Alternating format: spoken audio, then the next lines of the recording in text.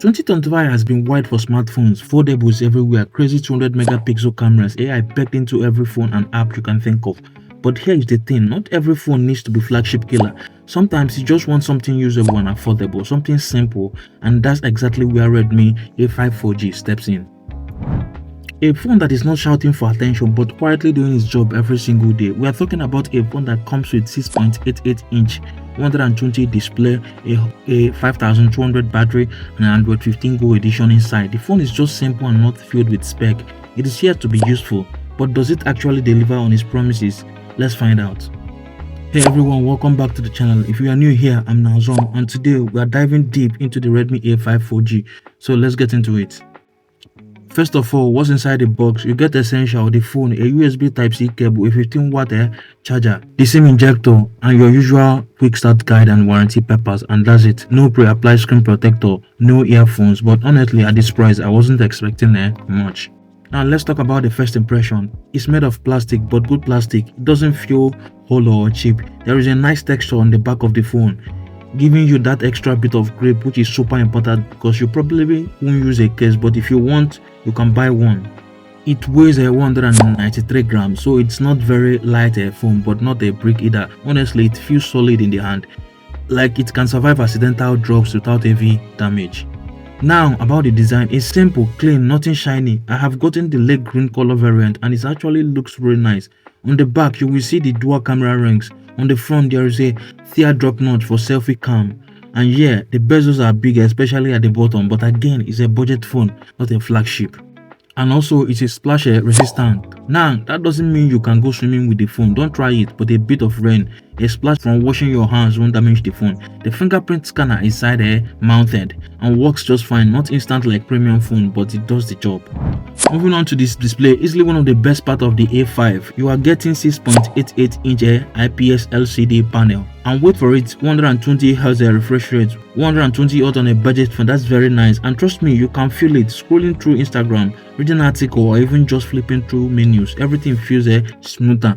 Now the resolution is 720 by 640 pixels. So no, it's no full HD. That means the screen is not the best. It's good for reading, YouTube videos, casual gaming. It's manageable phone. Colors are decent, a little bit on the cooler side. Brightness indoors is absolutely good, but under direct sunlight, it'd be very hard to see the screen, to be sincere.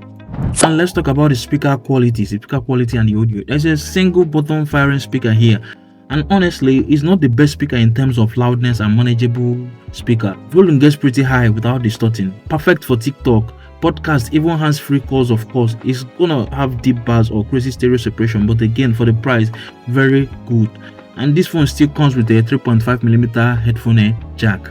Let's dive into performance. Inside, you get Unisoc T50 chipset, packed with either 3GB of RAM, 4GB or 6GB RAM, depending on which version you got. Honestly, the 4GB RAM model can handle most average tasks like WhatsApp, Instagram, YouTube, basic email checking, all smooth. But if you are trying to run heavy games or some video editing apps, it may struggle. Android 15 Go edition really shines here. It's clean, minimal, and optimized for lower end specs. Some apps might not work on Go edition. Time for cameras. On the back, you have a 32 megapixel main camera. On the front, an 8 megapixel selfie cam. Daytime shots are actually pretty good. Details are sharp, colors are mostly accurate, and dynamic range is manageable. On bigger phones level, obviously, but solid. Low light, the image quality is soft and noisy. Details are not the best, but again, it's expected at this price range. Video recording tops out at 1080 pixel, 30 frames per second. No stabilization, but it's okay for quick video or casual clips. Selfies are decent to enough sharpness for video calls and the occasional TikTok and Instagram story. Now let's talk about one of the A5's biggest strengths, battery life. You get 5200 mAh battery, and it's a champ, easily a full day of heavy use. And if you are a light user, you are looking at 1.5 days of use. Streaming Netflix, rolling social media, GPS navigation, the battery holds strong. It comes with 15-watt fast charger and it charges fast but not lightning quick. You are looking at around 2.5 hours for a 0 to 100% charge. I prefer you plug it overnight. Now let's talk about the final verdict. So should you buy the Redmi A5G? If you are a student buying your first smartphone or you need a secondary device, this phone is for you. It's simple, durable, it nails all the basic And that battery life, it is the best part of the phone. It's a lifesaver. If you're expecting heavy gaming or flagship level camera or performance, I would advise you to look elsewhere. But for the budget phones, the Redmi A5 4G is a total winner in 2025. A phone that's all about functionality over practicality. And honestly, sometimes that's exactly what we need.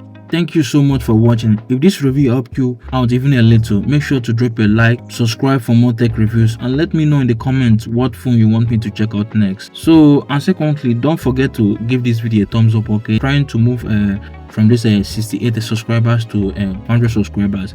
Please, I want you to help me out. I want to reach to 1000 subscribers before maybe ending of this year, okay? Thank you very much. See you next time.